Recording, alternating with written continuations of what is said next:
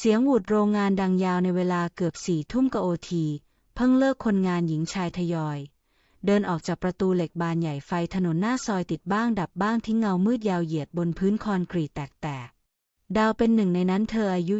23เพิ่งเข้ามาทำงานในนิคมได้ไม่ถึงปีเช่าห้องเล็กๆอยู่ท้ายซอยลึกต้องเดินผ่านทางลัดข้างป่ารกร้าง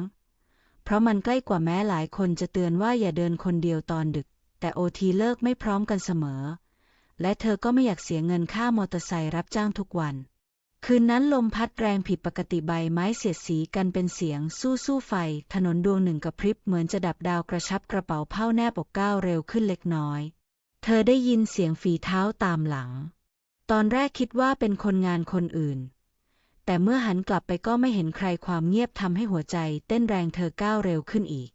ทันใดนั้นมือหยาบกระด้างปิดปากเธอจากด้านหลังแขนแข็งแรงลากเธอออกนอกทางคอนกรีตเข้าไปในความมืดของพงหญ้า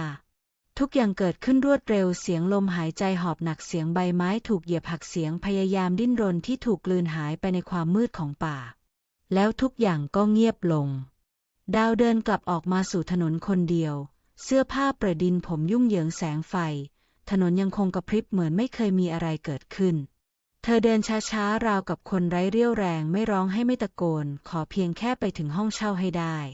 ประตูเหล็กบานเล็กถูกเปิดออกเสียงดังเอี๊ยดในความเงียบของซอยเธอเข้าไปในห้องสี่เหลี่ยมแคบปิดประตูล็อกกลอน2 ชั้นแล้วสุดตัวลงกับพื้นเพดานห้องนิ่งสนิทพัดลมหมุนเอื่อย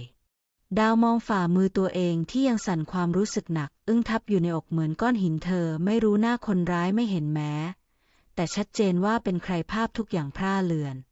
เช้าวันรุ่งขึ้นเธอไปทำงานตามปกติใบหน้าซีดเล็กน้อยเพื่อนร่วมไลน์ถามว่าไม่สบายหรือเปล่าเธอสายหน้าบอกว่าแค่นอนไม่พอวันเวลาผ่านไปหลายสัปดาห์ดาวเริ่มรู้สึกคลื่นไส้เหนื่อยง่ายประจำเดือนไม่มาเธอนั่งอยู่ในห้องน้ำแคบของห้องเช่ามองแท่งทดสอบในมือเส้น2 ขีดปรากฏชัดเจนมือของเธอสั่นอีกครั้งเสียงพัดลมยังหมุนเหมือนเดิมโลกภายนอกยังดำเนินไปแต่ในห้องเล็กๆนี้ทุกอย่างหยุดนิ่งเธอนั่งนิ่งอยู่นานก่อนจะยกมือแตะท้องแบนราบของตัวเองเบาๆไม่มีเสียงร้องให้มีเพียงความเงียบที่หนากว่าเดิมลุงมัดเป็นเจ้าของห้องเช่าอายุ50 กว่ารูปร่างผอมสูงผิวคล้ำแดดทำงานรับเหมาก่อสร้างเล็กๆในละแวกนั้นภรรยาเสียไปหลายปีแล้วลูกชายไปทำงานต่างจังหวัดนานๆกลับมาทีเขาเป็นคนพูดน้อยแต่ชอบนั่งเฝ้าหน้าหอช่วงเย็นๆคอยดูแลความเรียบร้อยช่วงหลังๆเขาสังเกตเห็นว่าดาวซุบผอมลงหน้าซีดง่ายบางวันก็อาเจียนตอนเช้าหนูดาวไม่สบายหรือเปล่าเขาถามวันหนึ่งขณะเห็นเธอนั่งพักที่ม้านั่งหน้าตึกดาวเงยหน้ามองก่อนจะสายช้าๆไม่เป็นไรค่ะลุงมัดมองเธอเงียบแววตาครุ่นคิดหลายวันต่อมาข่าวลือเริ่มกระซิบในโรงงานเพื่อนร่วมงานบางคนสังเกตท้องที่เริ่มนูนขึ้นเล็กน้อยคำถามเริ่มตามมาพ่อเด็กเป็นใครดาวไม่ตอบเธอกลับห้องเร็วขึ้นไม่ค่อยพูดกับใครเย็นวันหนึ่งขณะเธอกำลังนั่งพิงผนังหน้าห้องลุงมัดเดินเข้ามาหยุดตรงหน้า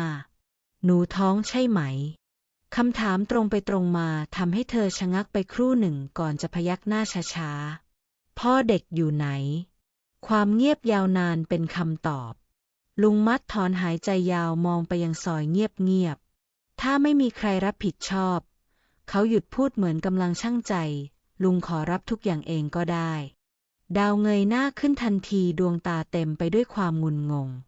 ลุงอายุ50แล้วคนก็รู้ว่าลุงอยู่คนเดียวถ้าลุงบอกว่าเด็กเป็นลูกลุงใครมันก็ไม่แปลกใจเท่าไหร่เธอจ้องหน้าเขาพยายามอ่านความหมายลุงไม่ได้ทำเพราะสงสารอย่างเดียวเขาพูดต่อลุงอยู่คนเดียวมานานบ้านมันเงียบถ้ามีเด็กสักคนก็คงไม่เลวลมเย็นพัดผ่านทางเดินเสียงถุงพลาสติกปลิวไปตามพื้นหนูไม่ต้องเล่าอะไรที่ไม่อยากเล่าลุงไม่ถามเขากล่าวเสียงเรียบแค่บอกว่าจะให้ลุงยืนข้างๆไหม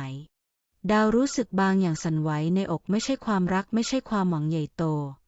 แต่เป็นทางเลือกหนึ่งที่ยื่นมาตรงหน้าเธอมองท้องตัวเองอีกครั้งมือค่อยๆวางลงบนหน้าท้องชีวิตที่กำลังก่อตัวอยู่ภายในไม่เคยถามเธอว่าพร้อมหรือไม่เช่นเดียวกับเหตุการณ์ในคืนนั้นลุงคิดดีแล้วเหรอคะเสียงเธอแผ่วเบาคนอายุขนาดลุงไม่ค่อยมีอะไรให้เสียมากนักหรอกเขายิ้มบางๆ ถ้าหนูยอมลุงจะไปคุยกับผู้ใหญ่บ้านจัดการให้มันถูกต้อง ความเงียบแผ่กระจายระหว่างคนสองวัย สุดท้ายดาวพยักหน้าเบาๆ ไม่ใช่เพราะความโรแมนติกไม่ใช่เพราะความฝัน แต่เพราะชีวิตบางครั้งก็ต้องเลือกทางที่พอจะเดินต่อไปได้ หลายเดือนต่อมาชาวบ้านรับรู้ว่าดาวแต่งงานกับลุงมัดอย่างเรียบง่าย ไม่มีงานใหญ่โต มีเพียงข้าวหม้อหนึ่งกับคนไม่กี่คนเป็นพยาน เสียงซุบซิบยังมีบ้างแต่ไม่นานก็จางหายไปตามเรื่องใหม่ๆของหมู่บ้าน ท้องของดาวโตขึ้นเรื่อยๆลุงมัดพาไปฝากคันขี่มอเตอร์ไซค์ช้าๆผ่านถนนเส้นเดิมที่ครั้งหนึ่งเคยเป็นจุดเปลี่ยนชีวิต เขาไม่เคยถามว่าเกิดอะไรขึ้นในคืนนั้น และเธอก็ไม่เคยเล่า บางสิ่งถูกฝังไว้ในความมืดของป่า และในความเงียบของหัวใจ เมื่อเสียงเด็กร้องดังขึ้นในบ้านเช่าหลังเดิมที่ถูกต่อเติมใหม่เล็กน้อยลุงมัดอุ้มทารกตัวแดงเล็กๆไว้ในแขนอย่างระมัดระวัง ดาวมองภาพนั้นจากเตียงไม้ความรู้สึกหลากหลายไหลผ่าน โดยไม่ต้องมีคำอธิบาย ชีวิตไม่ได้เลือกวิธีเริ่มต้นของมันเอง แต่ยังคงเดินหน้าต่อไป และในบ้านหลังเล็กท้ายซอยเสียงร้องของเด็กทารกกลายเป็นเสียงใหม่ที่แทนที่ความเงียบอันยาวนานของคนสองคนที่ตัดสินใจจะอยู่ร่วมกันท่ามกลางอดีตที่ไม่ถูกเอ่ยถึงอีกเลย จบแล้วจ้า